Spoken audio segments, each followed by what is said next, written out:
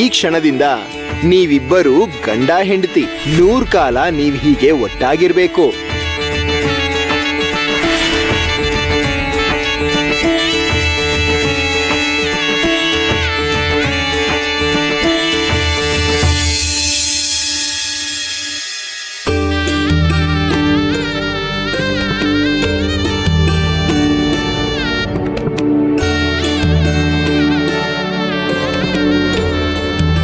ನೋಡು ಮನೋರಮ, ನೀನು ಸರಿಯಾದವಳನ್ನೇ ನಿನ್ ಸೊಸೆಯಾಗಿ ಆರಿಸ್ಕೊಂಡಿದೀಯ.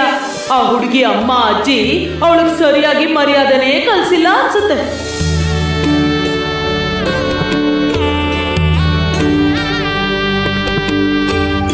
ಉಮಾ, ನನಗ್ ಸಕ್ಕು ಬಗ್ಗೆ ತುಂಬಾನೇ ಭಯ ಆಗ್ತಾ ಇದೆ. ನೋಡಿದ್ರಲ್ಲ ಅವರತ್ತೆ ಮನೆ ಕಡೆಯವರು ಎಂತೆಂತ ಮಾತುಗಳನ್ನ ಆಡ್ತಿದ್ದಾರೆ ಅಂತ. ಅವಳಿಗೇನಾದ್ರೂ ಕಷ್ಟ ಬಂದ್ರೆ ಇಷ್ಟು ದಿನ ನಾವಿದ್ವಿ, ಆದ್ರೆ ಅಲ್ಲಿಗೆ ಹೋದಾಗ ಅವಳಿಗೇನಾದ್ರೂ ತೊಂದರೆ ಆದ್ರೆ ಯಾರ ಹತ್ರ ಹೇಳ್ಕೋತಾಳೆ? ಉಮಾ, ಈಗ ನಿನ್ ಮಾತು ಕೇಳ್ತಿದ್ರೆ ನಿಜವಾಗ್ಲೂ ನಂಗೂ ಭಯ ಆಗ್ತಿದೆ ಉಮಾ. ಅತ್ತೆ, ನಾನ್ ತುಂಬಾ ಅದೃಷ್ಟವಂತೆ. ಅತ್ತೆ ರೂಪದಲ್ಲಿ ನನ್ಗೊಬ್ರು ತಾಯಿ ಸಿಕ್ಕಿದ್ದಾರೆ. ನಮ್ ಸಕ್ಕು ಪಾಪ ಅಂತ ಅದೃಷ್ಟ ಸಿಗುತ್ತಾ?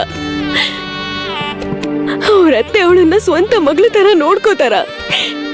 ಅವಳನ್ನ ನೆನೆಸ್ಕೊಂಡ್ರೆ ನನಗೆ ತುಂಬಾ ಚಿಂತೆ ಆಗ್ತಿದೆ.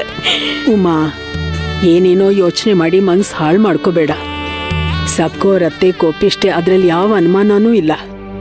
ಆದ್ರೆ ನಮ್ ಸಕ್ಕು ತನ್ನ ಒಳ್ಳೆ ನಡವಳಿಕೆಯಿಂದ ಆಕೆ ಕೋಪನ ಕಮ್ಮಿ ಮಾಡ್ತಾಳೆ. ನನ್ನ ನಂಬು, ಈ ನಳೋದನ್ನ ನಿಲ್ಸು. ನೀನಿವತ್ತು ಸಂತೋಷವಾಗಿರ್ಬೇಕು.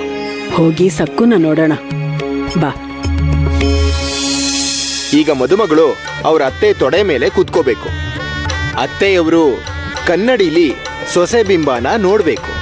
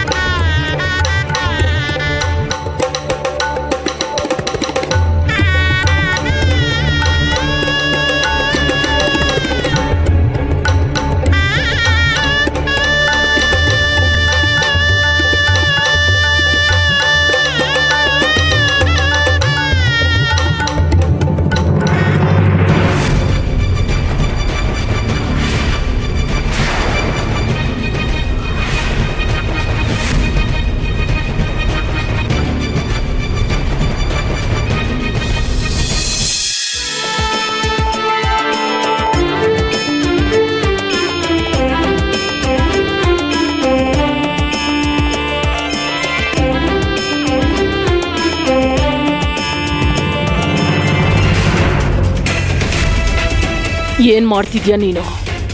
ಎಲ್ರು ಮುಂದೆ ಹಲ್ ಕಿಸಿತಿದ್ಯಲ್ಲ. ಸಂಪ್ರದಾಯ ಅಂತ ತೊಡೆ ಮೇಲೆ ಕೂರ್ಸ್ಕೊಂಡಿದ್ದೀನಿ.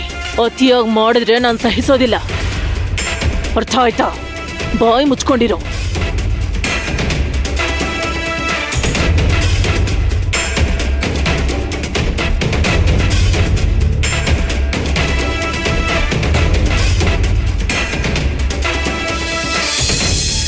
ಅಬ್ಬಯ್ಯ, ನಮ್ ಸಕ್ಕು ಯಾಕೆ ಅವ್ರ ಅತ್ತೆ ತೊಡೆ ಮೇಲೆ ಕೂತ್ಕೊಂಡಿದ್ದಾಳೆ? ಅದು ಒಂದು ಸಂಪ್ರದಾಯ ಜಿಬ್ರಿ. ಇನ್ ಮುಂದೆ ನಮ್ ಸಕ್ಕು ಅವ್ರ ಮಗಳಾಗ ಹೋಗ್ತಾಳೆ, ಅದಕ್ಕೆ. ಅಂದ್ರೆ ಸಕ್ಕು ಮದ್ವೆ ಆಗೋಯ್ತು, ಅವ್ರ ಅತ್ತೆ ಮನೆಗೆ ಹೋಗ್ತಾಳೆ? ಹೌದು ಜಿಬ್ರಿ. ಇನ್ ಮುಂದೆ ನೀನು ನಾನು ಪಾಂಡು ಮಾತ್ರನೇ. ಪಾಂಡುನ? ಪಾಂಡು ಎಲ್ಲೋದ? ಹೌದಲ್ವಾ? ಅವನ್ ಮದ್ವೆಗೂ ಬರ್ಲಿಲ್ಲ. ನನ್ಗೆ ಯಾಕೋ ಭಯ ಆಗ್ತಿದೆ. ಪಾಂಡು ಎಲ್ಲಿಗೆ ಹೋಗಿರ್ಬೋದು? ಹುಡುಗಿ, ಅಲ್ಲೇನ್ ನಡೀತಾ ಇದೆ? ನನಗೆ ತುಂಬಾ ಆತಂಕ ಆಗ್ತಿದೆ. ನಿನ್ ಬಾವಿ ಅತ್ತೆ ತುಂಬಾ ಒಳ್ಳೆಯವ್ರಲ್ಲ. ಆ ನಾಗೋಜಿ ಬಾಬಾ ನಿಮ್ ಬಾವಿ ಅತ್ತೆ ಕುಟುಂಬದವರು ನಿನಗ್ ತುಂಬಾ ಕಷ್ಟ ಕೊಡ್ತಾರೆ. ಅವ್ರಿಬ್ರಿಗೂ ಕರಿಯಪ್ಪ ಅಂದ್ರೆ ಇಷ್ಟ ಇಲ್ಲ. ಅವನನ್ನ ದ್ವೇಷಿಸ್ತಾರೆ.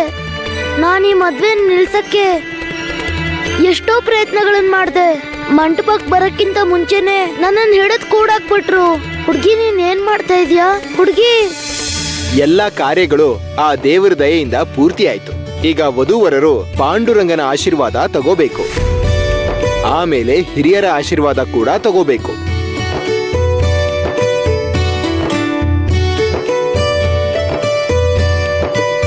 ಏನಂದ್ರೆ ಬನ್ನಿ, ಪಾಂಡುರಂಗನ ಹತ್ರ ಹೋಗೋಣ ಬನ್ನಿ. ನಿಂತ್ಕೋದಿಗೋ.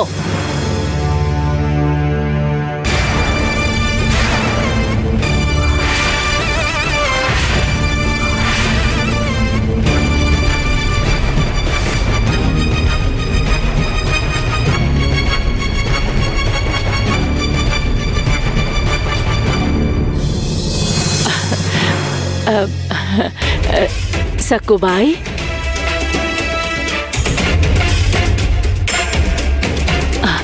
ಅದೇನಂದ್ರೆ ಈಗ ನಿನಗೆ ಮದುವೆ ಆಗಿದೆ. ಈಗ ನೀನು ನಮ್ಮನೆ ಮಗಳು, ತವ್ರ ಮನೆ ಜೊತೆ ನಿನಗೆ ಸಂಬಂಧ ಇಲ್ಲ. ನಮ್ಮ ಮನೆ ಸೊಸೆ ಆಗಿದ್ಯಾ ಅಂದಮೇಲೆ ಇನ್ನು ಮುಂದೆ ನೀನು ನಮ್ಮ ಮನೆ ಆಚಾರ ಸಂಪ್ರದಾಯಗಳನ್ನ ಪಾಲಿಸ್ಬೇಕು, ಹೌದಲ್ವಾ? ಹೌದು. ಇಲ್ಲಿ ಪ್ರಾರ್ಥಿಸೋ ಮುಂಚೆ ನಮ್ಮ ಕುಲದೇವರಿಗೆ ನಮಸ್ಕಾರ ಮಾಡಬೇಕು. ಮದುಮಗ ಮದುಮಗಳು ಖಂಡಿತವಾಗಿ ನಮ್ಮ ಕುಲದೇವರ ಆಶೀರ್ವಾದ ತಗೋಬೇಕು. ಇದು ನಮ್ ಸಂಪ್ರದಾಯ ಸಕ್ಕು. ನಿನಗ್ ಗೊತ್ತು ತಾನೇ ದಿಗೋ? ಹೌದಮ್ಮ.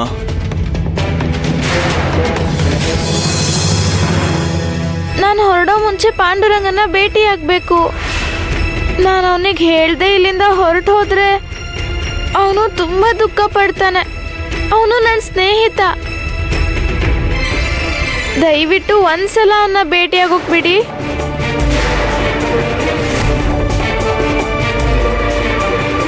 ನೋಡಿದ್ರ ಇವಳು ಹಟ್ಮಾರಿತನನ? ಹೊಸ ಸೊಸೆ ಆಗಿದ್ರು ಮರ್ಯಾದೆ ಇಲ್ದೆ ಅತ್ತೆಗೆ ಎದುರು ಮಾತಾಡ್ತಿದ್ದಾಳೆ.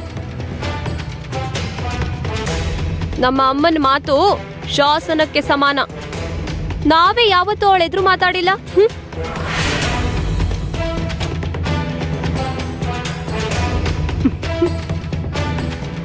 ದೊಡ್ಡ ಅಹಂಕಾರಿ. ಮೊಸಳೆ ಕಣ್ಣೀರ್ ಹಾಕಿ ಚೆನ್ನಾಗ್ ನಾಟಕ ಮಾಡ್ತಿದ್ದಾಳೆ. ತನ್ನ ಮಾತೆ ನಡಿಬೇಕು ಅನ್ನೋ ಹಠ ಈ ಹುಡುಗಿಗೆ, ಅಲ್ವೇ ರಮಾ? ಎಲ್ಲಿಂದ ಹುಡುಕಿ ಕರ್ಕೊಂಡ್ ಬಂದ್ಯೇ ಈ ಹುಡುಗಿನ? ಅಯ್ಯೋ ದೇವ್ರೇ, ಇವಳು ದೊಡ್ಡ ಹಠಮಾರಿ ಅಂತ ಕಾಣ್ಸತ್ತೆ. ಅತ್ತೆಗೆ ಎದುರು ಮಾತಾಡಕ್ಕೆ ಎಷ್ಟ್ ಧೈರ್ಯ! ತುಂಬಾ ವಿಚಿತ್ರವಾಗಿದೆ. ನಿಲ್ಲಿಸ್ತೀರಾ? ನನ್ನ ನಿರ್ಧಾರನ ಅವಾಗ್ಲೇ ಹೇಳಿದ್ದೀನಿ. ಒಂದ್ಸಲ ಭೇಟಿಯಾಗೋಗ್ಬಿಡಿ. ಮನೋರಮ್ಮ ಅವರೇ, ನನ್ ಮೊಮ್ಮಗಳು ಬೇಡ್ಕೋತಿದ್ದಾಳಲ್ವಾ, ಒಂದ್ಸಲ ಪಾಂಡುರಂಗನ್ ದರ್ಶನ ಮಾಡ್ಕೊಳಕ್ ಬಿಡಿ.